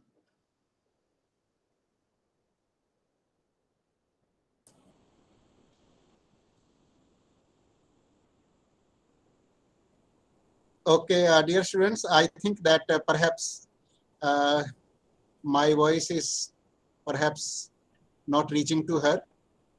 Okay, so let me kindly proceed with the program further. and by chance, Professor Jitendra Kumar Srivastav, our Director International Division, he could not make it to attend this meeting because of some another important assignment. Now I would like to invite Professor Subodh Kesharwani sir. He is our Director, Center for Online Education, and he is playing a very important role in your academic journey in IGNOU. And I invite you, sir, and I welcome you, sir, and I'm thankful to you that you are present with us since 5:30, and because of you also are having many responsible positions, and many responsibilities are there. You have to perform various different types of roles, and I'm thankful to you that very patiently you were attending this meeting. So I welcome you also, Director COE, Professor Subodh Kesharwani sir. Most welcome, sir. Thank you, Ashok sir. I think it's a great day for the learners because induction is a very important component as far as the learning is concerned, and when we are interacting with the learners, and this is going to be a win-win stage for both of us. So program coordinators are here. You know, our RSD director UC Pandey was more talking about how the IGNOU had started its journey from a very petty programs to small programs, and then after a certain time we have catered 35 lakh students. So that is something which is altogether different ball game. But anyway, I am just emphasizing on certain things what COE is doing, and good morning to learners first, I think, and the fellow colleagues who are situated in headquarters. Good evening to them. I think it's a very important day because when IGNOU talks in totality, I think they talks about the 3-tier approach. The headquarters, the regional centers, and the study centers. So all the 3 components are here, and they are well versed with their thoughts. And this is going to be a good thing for the learners because they are equipped with the many important components what IGNOU is talking about. So anyway, Center of Online Education is a pioneer center which emphasizes more on online education. Rather, we can say the virtual education. We have our own learning management system portal, which is given to the learners, and they can and the learning is disseminated through that only. So all the 4 components, when you talk about the learning management system, that is the 4-quadrant approach we are following. The first quadrant talks about the video part. The second the quadrant talks about the self-learning material, which is there on the IGNOU-GOAL portal also, and then the assessment and the examination. I think all the 3 program coordinators had talked about the assignment and the term and examination. So the learners are well versed with this term, and when you talk about the assignments, I think these assignments are going to be evaluated by the academic counselors, and you have seen that how each program's academic counselors are interacting with the learners also. So that is that pedagogy that IGNOU have. So all those things are going to be active with that, and then examination. So examination can be in a proctored mode, and we have seen that in the previous sessions we have conducted the exams through the proctored mode, and for this particular session also everything could be in a virtual or in an online mode. So learners are going to be interact with one another on real-time basis, and this real-time learning will go on. So the beauty of this Center of Online Education is to work as an aggregator and try to bridge the gap between the the program coordinators, the course coordinators, and the learners. So learners are in touch with us in a 24/7 mode, and our software are well equipped, and they can make them sense with all the things, either as far as the learning is concerned, as far as the assessment is concerned, as far as the examination is concerned. So this is something which can go on, and all the learners are in touch with the regional centers also. So Ashok Sharma role is very important, sir, because sir is facilitating and working as a aggregator to try to bridge the gap between the two. So, and COE provides the technical supports, and whenever any technical supports required, because there is a difference of time zone also, and some other the technical glitches are there. So gradually we try to bridge that gap and try to in touch with the learners on a real time basis. So that is more important, and that is the motive of the IGNOU, because we believe in this kind of education where learners are having a flavor of reaching to the unreached. So this is the mandate the IGNOU have, and we try to put this flavor for our Guyana student also. So I think a lot of things are going to be come up, and Ashok Sharma sir is going to throw a light on that part. So with that, I am winding up my thought, and I am here, and my email ID is also there, and it could be flashed with the learners also. So if they have any query related to login issues, or related to downloading the contents, or anything related to technology, I think Center of Online Education with their teams, with their LMS backend team, are always at the disposal of the learners, and they can facilitate learners whenever they require. Thank you very much. Thank you so much, sir. Thank you so much. And dear students, I am very happy to inform you all that our Center for Online Education, it is not providing the LMS support only to the GOAL Guyana students, but to the online learners of our country as well. We have 56 regional centers throughout India, and we have thousands of learners in our online programs. And our COE, they are providing his team, the team of Professor Subodh Kesharwani, very efficient team, and they are handling all these LMS portal related issues very effectively and very efficiently. And they are providing support services related to LMS to all the students of online programs. So thank you so much, sir. Thanks for your kind presence and your kind words. And we are very happy to listen to you. And we are always assured that you are there whenever we are in some need of your help. Whenever we are facing any problem related to LMS portal, you are always there to provide us your expert services. Thank you so much, sir. Thank you for your kind support. Thank you, sir. Dear students, earlier Madam Mandeep Tokas could not log in because of some network issues. Now she has logged in once again. So I invite Madam Mandeep Tokas. She is our academic counselor of CTS program. Manjeet ma'am, please. Yes, sir. Hello, I am Dr. Manjeet. I study tourism, TS1 and TS2, all of you. And this is very interesting program. And I hope you enjoy with my classes and with me. I think it's okay, sir. Thank you. Thank you so much. Thank you so much, ma'am. Thanks for your kind presence. And dear students, before starting to take your queries, kindly give me also just 2 minutes so that I may be able to share 2-3 very important points with you. Let me kindly please allow me to share my screen, and just 2-3 very important points I need to share with you all. Is my screen visible? Anybody please confirm? Yes, sir. You are visible, yeah. Sir. Yeah, thank you, sir. Thank you so much. Dear students, I have only just 3 slides in my presentation, and these are very common things which all of our learners must know. There are 3 different types of important documents which every learner must possess. One of these is IGNOU Common Prospectus. I will just paste the link of IGNOU Common Prospectus in the chat box just after a minute or 2. Second thing is program guide. To our learners of CFN and CTS, we have emailed the soft copy of your program guide. You all must have got it in your email. Please go through that. And third document is, it is a student induction program.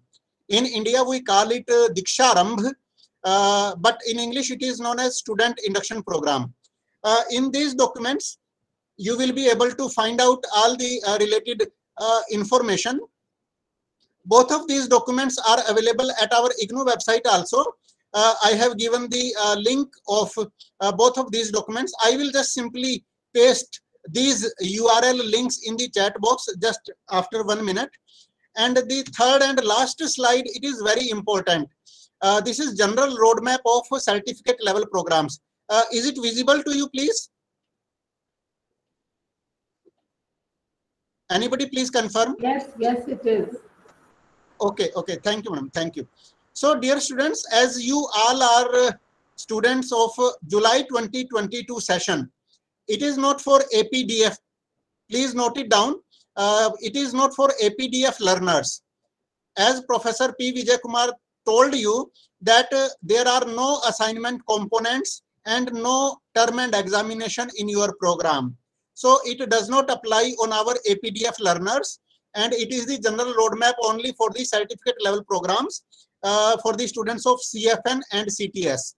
Dear students, please note that the program duration of your certificate level programs, minimum duration is 6 months and maximum duration is 2 years. As earlier speakers also told you that you can complete your certificate level program within either minimum 6 months or maximum 2 years. So now, because you are the learner of July 22, so now the first term of your 6 months has begun. But I have left this column blank. Assignment submission date, I have not mentioned any date here because we have just started. So we will decide the date of assignment submission for you later on and inform you later on. So please don't worry about last date of assignment submission. Similarly, exam form submission, I have left it blank. Please do not worry.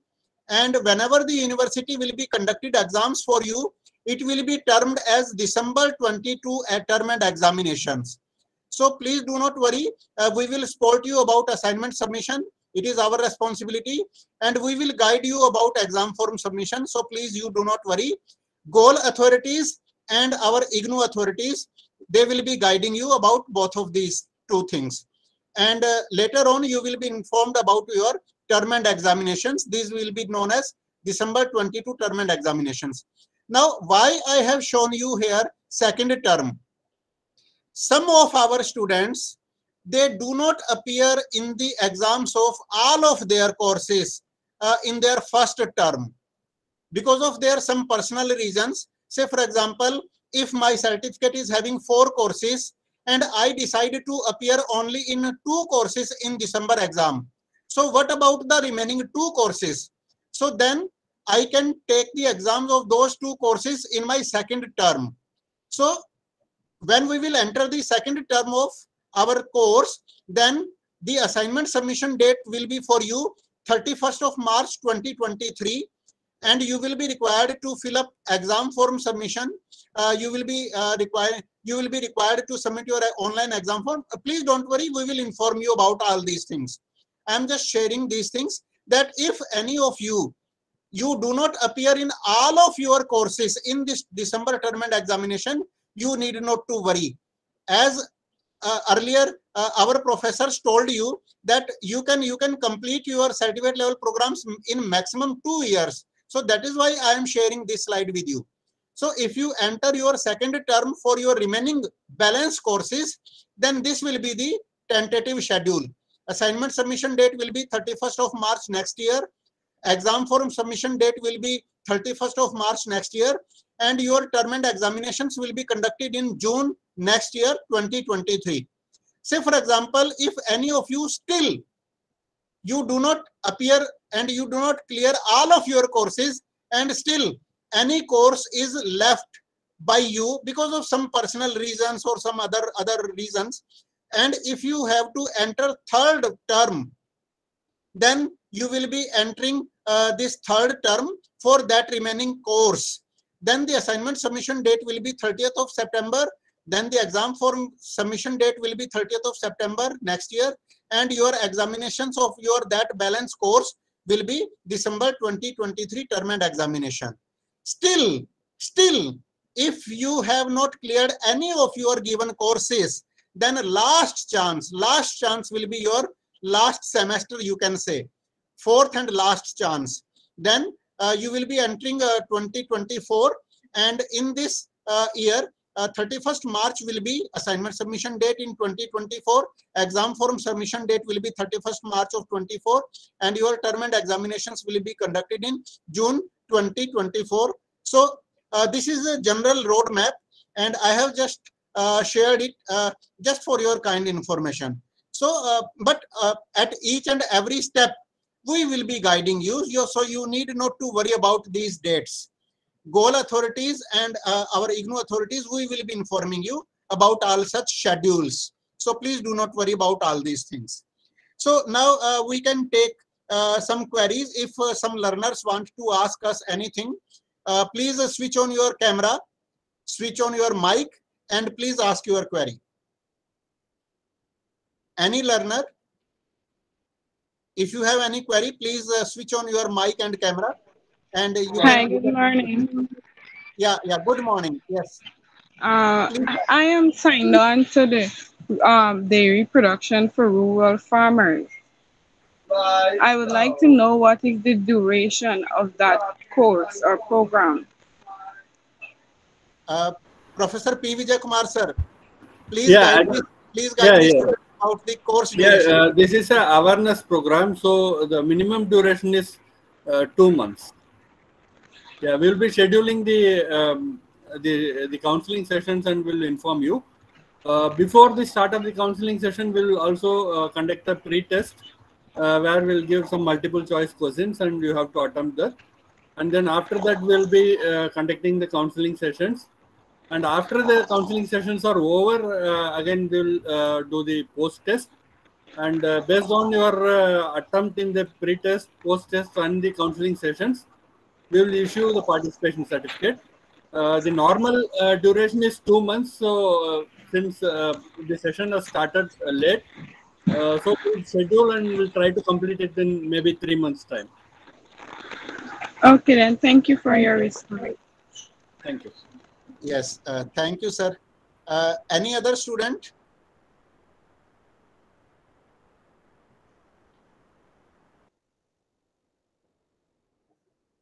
Okay, I think that there are no more queries from the side of our students. But I would like to assure you, all our students, that very soon we will be preparing your academic counseling schedules, and then in addition to our academic counselors, we also will be in touch with you regularly. Director RSD sir has also assured you that whenever he will be having some time for interaction, he will be joining us in our ongoing academic counseling sessions. And myself also, I would also be interacting with you whenever your academic counseling sessions would be going on. So let me kindly propose the vote of thanks to all of you who have spared your valuable time to attend this meeting and make it a very successful program. First of all, I would like to thank our Honorable Vice Chancellor, sir, and our respected Pro-Vice Chancellors. It is their blessings and it is their guidance that this Regional Center Delhi 1, we are successfully providing academic support services to our students and our learners. My thanks also goes to our Director RSD, Dr. UC Pandey, sir. It is his constant support and guidance that regional center should proceed like this, like that. So it is his guidance, and under his able guidance, under his kind guidance, we are arranging these types of programs, and we are arranging academic counseling sessions for our learners. I am also thankful to GOAL Guyana authorities for having trust in our university and for giving us this opportunity to provide academic support services to Guyana students. My thanks also goes to school directors and the program coordinators of APDF, Dr. P. Vijay Kumar sir, CFN program, Professor Diksha Kapoor madam, and CTS program, Professor Pramita madam. My thanks goes to these teachers that they very well gave an overview of these three programs. It is evening time in India here, and all of us are perhaps most of us are at our home. a few of us are sitting in office. I can see Professor Subodh sir, he is still sitting in his office, myself in my office. So it is 7:40 p.m. here in India at present, and our students, you can just notice that our team is so dedicated that we do not see what time it is here in India. So I'm thankful to my teacher colleagues, program coordinator of APDF, program coordinator of CFN, and program coordinator of CTS program. My thanks are also due to our Director International Division, Professor Jitendra Kumar Srivastava sir, that he is always at each and every step with us, and it is his confidence in our regional center Delhi 1 that we have been assigned this responsibility to provide academic student support services to these GOAL Guyana learners. And last but not the least, my thanks also goes to Professor Subodh Keshravani sir as well. He is our Director, Center for Online Education. He is expert of his line, and they have provided us the LMS support since July 2021 session. We started our journey with GOAL Guyana students in July 2021 session, and since then he is providing us his cooperation, his support, and his valuable guidance to us and our students. And last but not the least, this program was meant for our students, our valuable learners. And dear students, lastly, it is last but not the least, and let me please tell you one thing, that GOAL authorities, they have posed a lot of confidence in you. They have sponsored you. They are investing money in you so that you may learn new things, you may gain knowledge, and you may acquire new skills. So dear students, GOAL has done his role. They have performed their role. Now our academic counselors will be playing their role. Our regional center Delhi 1 and our IGNOU faculty, our teachers, our program coordinators, and our school directors, now they will be playing their respective roles. But please note it down that the major part of the responsibility now lies on your shoulders, because your authorities, because your GOAL authorities have invested the public money in you. So now you have to be responsible for your learning, for your skills, for your knowledge, and for each and everything. And my humble request to you all, as my earlier colleagues said, that we all request you to please try not to miss even a single session. Whatsoever sessions are being organized by us, please try to attend each and every session. And please, as my earlier colleagues also requested you, please have a reading of your study materials well in advance. We will share all these things with you, as we just shared your program guide with the email inviting you for this induction meeting. The program guide of CFN and CTS programs, we shared the program guides with you. Similarly, we will share the study material of all these three programs, APDF, CFN, and CTS. We will provide you the assignment question papers, and we will provide you whatsoever you need to learn and grow. Now, it is your responsibility as well that you have to be alert, you have to be vigilant, and you have to be in a student's role, in a learner's role. Many of you might be in some profession, in some employment. Many of you might be doing some job. But now let me please clarify it, that now it is a very beautiful challenge before you all who are employed or who are in another type of any business or any work. And you might be performing various roles, various responsibilities, various duties. But this is now one more additional duty which you have owned. You have taken this new role also of a student. Now you have put yourself in one more additional duty, So now it is duty of each and every student of GOAL Guyana and IGNOU that you have to spare your valuable time for your studies. Please read regularly, and whenever the academic counseling sessions are being organized by us, please raise your doubts, please raise your queries, and interact with your academic counselors as much as is possible for you. The more you will interact, the more you will learn. Please do not make it a one-way process. Please do not think that your academic counselors will come and they will teach you. No, it should not be a one-way procedure. It should not be a one-way process. It should not be a one-way road. Learning is a two-way road. It is a two-way process. So it is your duty also, it is your responsibility also to have a reading of your study materials well in advance and then clear your doubts. Please underline the things which you could not understand while reading. And in the academic counseling session, please raise that query and get it clarified by your academic counselor.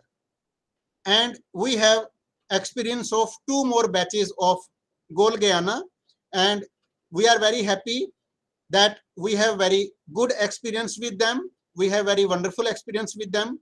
Those learners were also very laborious. They were also doing their job well in time, reading study materials, writing their assignments, and writing their term and examinations. So we have very wonderful experiences with the previous 2 batches also, and we are hopeful for the same with our this 3rd batch also, July 2022 session. So our best wishes are always with you, and we are always with you. We are just one email away. You will be sending us one email and we will be guiding you at each and every step. So please do not worry about anything. You just need to do 2 things only. Number 1, sparing some time to read. And second thing, read. Just 2 things. Just 2 things. Number 1, please spare some time to read. And second thing, please read. If you will be doing these 2 things, you are going to face no problems. So with all these things, my dear students, I am very much thankful to you that you made this program a very grand success. And at the end of this session, let me please request each one of you to kindly switch on your camera for a minute so that I may have one screenshot of all of you, and we will be getting it published in our one magazine, and then I will share that copy of magazine with you all. Please switch on your camera for a minute, please. I will be taking 1 or 2 screenshots of all of those who are present till this time. Yes, every one of you, please.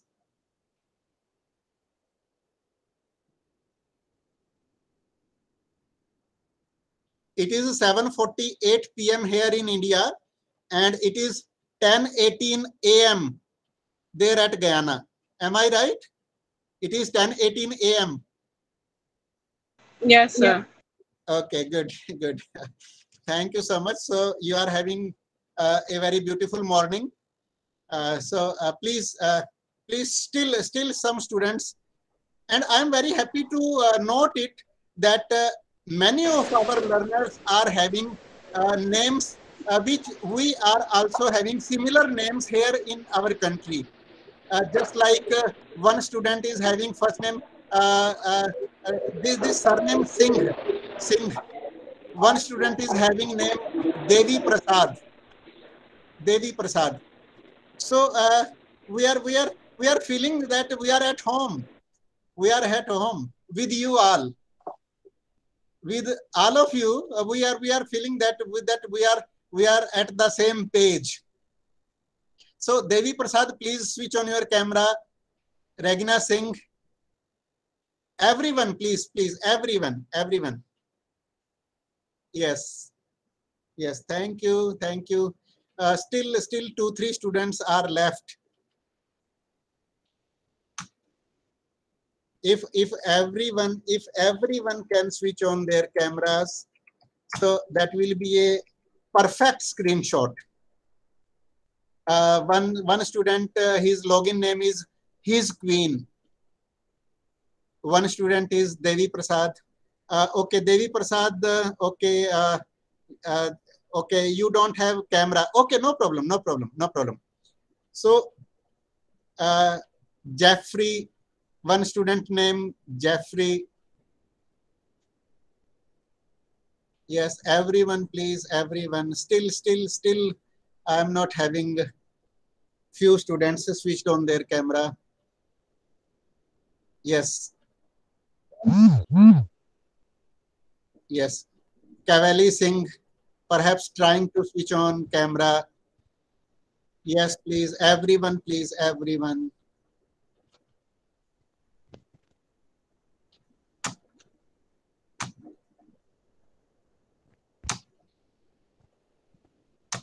Okay, okay. Thank you so much. Thank you. Thanks to all of you. Dear students, so now I think that now we are towards the end of our induction meeting, and we all are with you at each and every step. We have a very dedicated team here at our IGNOU. Let it be school directors, let it be school faculty, let it be our regional services division RSD, and let it be our respected academic counselors who are also teachers and professors in their various respective universities and colleges, and our team at our regional center Delhi 1. So we will be having a very wonderful learning time and very wonderful learning experience with each other, and our best wishes are always with you. God bless you all. Now I think if you kindly allow me, now I can stop the recording and we can end this meeting now. Kindly allow me. Subodh sir. Thank you, sir. Thank you for your the way you have moderated, sir. I think it's a great day for the learners, and we also learn many things. And the learners who are here, they are going to learn many things because all our program coordinators and course coordinators and academic counselors are here. So all the functionaries who are revolved around the learners are intact, and it's a good opportunity for the learners, because I think by this way they can also learn. And since the technology is there, but the personal touch is also there, so that could be the beauty of the IGNOU, that with the personal touch, I think we are reaching to the doorstep of learners. So that is the real beauty, reaching to the unreached. Yes, yes. Thank you, sir. Thank you, sir. P.V. Jayakumar, sir, any last words? No, sir. Thank you. It was well organized, and I hope students' doubts might have been cleared now, and they can start their preparation from now onwards. Thank you. Thank you, sir. Thank you. Pramita, madam, last concluding remarks, please. Well, I wish all the students the very best of luck. I hope they will get to learn what they have come here to learn. Wish you all the very best, and thank you for making the time here. And Ashokji, thank you for inviting me and for moderating the session. Thank you. Thank you. Thank you, madam. Thank you so much, madam. Thank you so much, sir. And at the end, once again, I thank our academic counselors as well, Professor Subramaniam sir, Manjeet Tokas madam, and Ruchi Arora madam. And I thank all of you that since 5:30 p.m. here in India, you are continuously with us. And thank you so much, sir. Thank you, Subodh sir. Thank you, Subramaniam sir. Thank you, Vijay sir. And thanks, Pramita madam. Thank you all, and thanks, dear students. Thanks to all of you, because it was your day, it was your program. It was a program meant for our students. So thanks goes to our students as well. Thank you so much. Thanks.